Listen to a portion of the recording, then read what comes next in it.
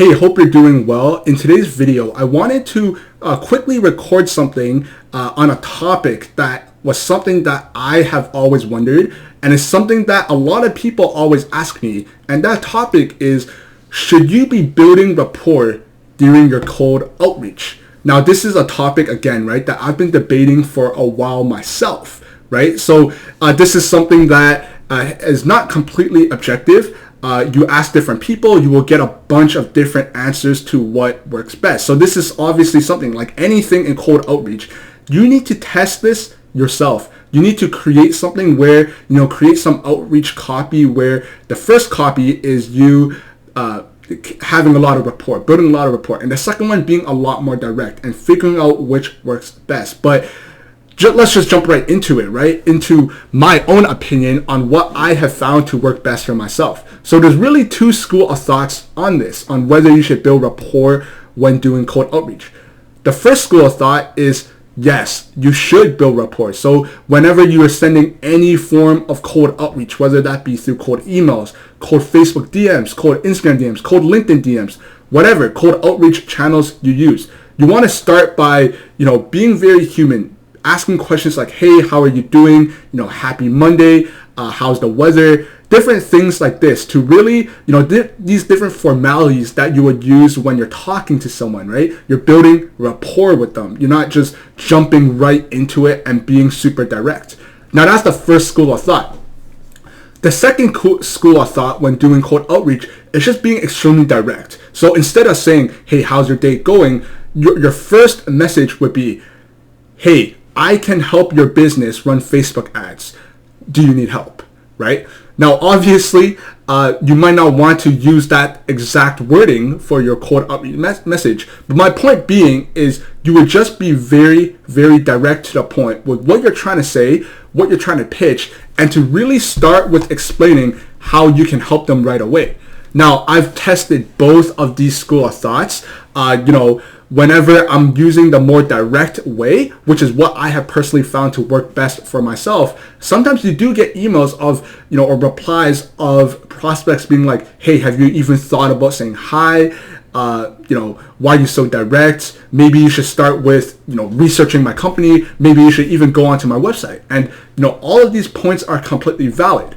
But I think the main reason why I personally have found the most success with using the direct strategy as opposed to building more rapport is it's really challenging to differentiate what is a good versus a bad reply when you're using the building rapport strategy, right? So let's say, for example, you start you're doing some cold emails. You start off by saying, hey, how's your day going? And then you follow that up by going into detail of what you're doing. Well, what if the prospect replies back with, my day is going well, and they end it like that? Is that a good reply or is that a bad reply? Well, the answer is you obviously wouldn't even know because they replied back to how's your day going, right? They didn't reply back to your offer. They didn't reply back to your actual core message. Just saying that their day is going well, right? So my point being, and I hope my point is getting across, is that when you're sending messages, cold outreach messages, where you are initially building or trying to build rapport, it becomes extremely challenging to see what is a good versus a bad reply, right? So that's mainly the reason why I go with the direct message approach, right? When you're jumping right into pitching your services, it's very easy, right? Either the prospect is going to reply back with, yes, I'm interested in chatting, or they're going to reply back with some sort of question. But remember, when they're replying back with a question, they're showing some form of interest, right? Think about it like this. When you go inside a store, let's say you're going inside a sneaker store, a shoe store, and you see a really nice pair of shoes on the wall, something catches your eye. And the employee, one of the salespeople, they come up to you and they're like, hey, how's your day going? Do you need any help? If you reply back, if you have no form of interest in that shoe, you're going to be like, no, I'm good. I do not need help. But if you do have any remote form of interest, you're going to be like, hey, do you have this shoe in size 9 US? Do you have this in size 41 EU, right? Or what other colors do you have?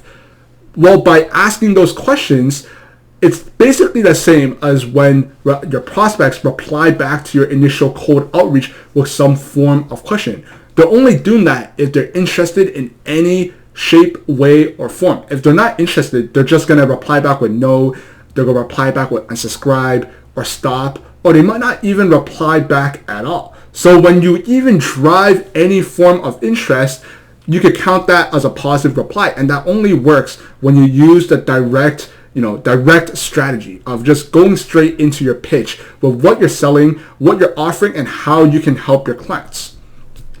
Well, just to wrap up the video, those are pretty much the two school of thoughts, the two different strategies on, whether that should be building rapport on your cold outreach or being much more direct with your actual, cold outreach messaging, right? I hope that, you learned a lot from this video. Again, these are my own thoughts and opinions. And like anything, like I mentioned, when you're sending any form of cold outreach, you just need to test,